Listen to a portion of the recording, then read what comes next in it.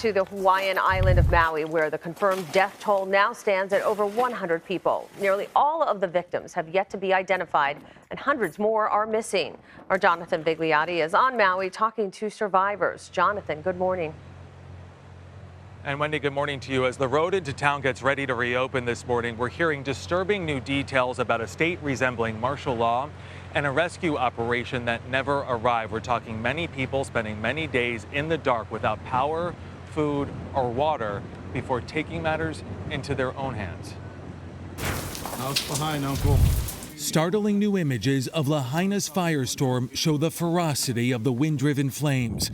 The governor has confirmed that more than 100 people were unable to escape. It was a kind of fear and panic that I have never experienced before in my life.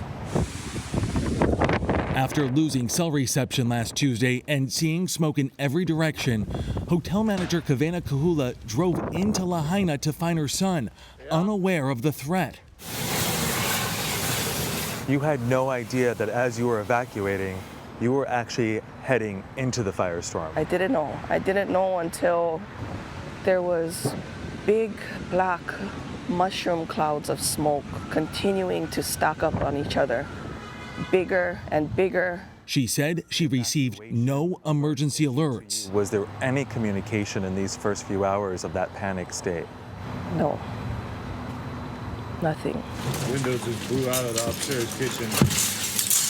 Fearing she wouldn't make it out of Lahaina alive, she escaped the flames and returned to her hotel, where hundreds were stranded with no power and limited supplies. There was a point to where we could only provide food for the children. While Lahaina sat in ruins, no assistance came for more than 2 days. There's an airport right up the road. Why isn't that being used? There's an ocean front 20 feet from our lobby. Why are we not using that? I don't know. In the aftermath, they were left hungry not only for food, but for any official guidance. You know, we ran out of everything, including our patience and sanity at some points. My team members coming back to work, crying, telling me, I don't have nothing left except this shirt. Hearing stories of elderly people crawling on the ground, begging for someone to pick them up. There are parts of me that wish I did make it in to help those lives. But there is a huge piece of me that thanks God that I didn't.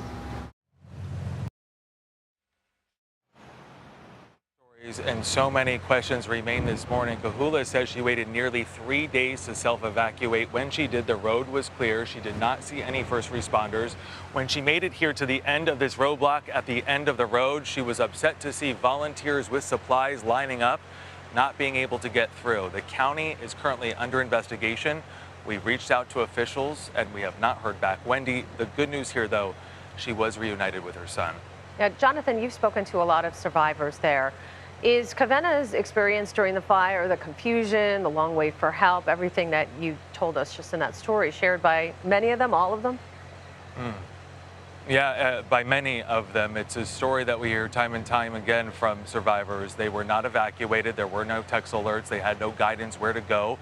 As we heard from Kahula, she even went into the danger zone because there was no information or guidance on how to get somewhere safely. When we arrived here last week, hours after this firestorm had already done its damage, we could not get through this roadblock, so we actually took a boat and were able to confirm a lot of what we're hearing from these survivors. We got there on the ground 24 hours after the fire hit. We didn't see a single first responder anywhere we walked, only dazed and confused survivors who described haunting scenes, telling us not to go down certain roads because there were bodies laying on them.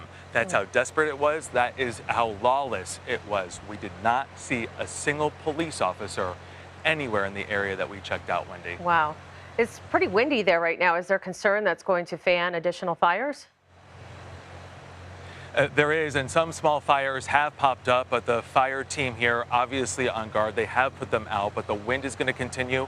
It is very dry here, so the concern is there could be more fires in the future. Of course, a lot of reinforcement here on the island at this hour. And back to the residents that you spoke about, what help are they getting at this point?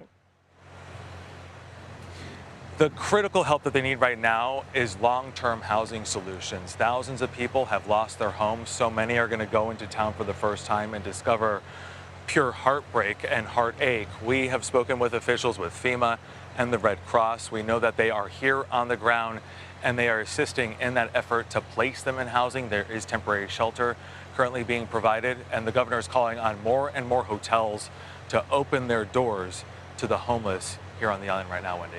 All right, Jonathan, thank you.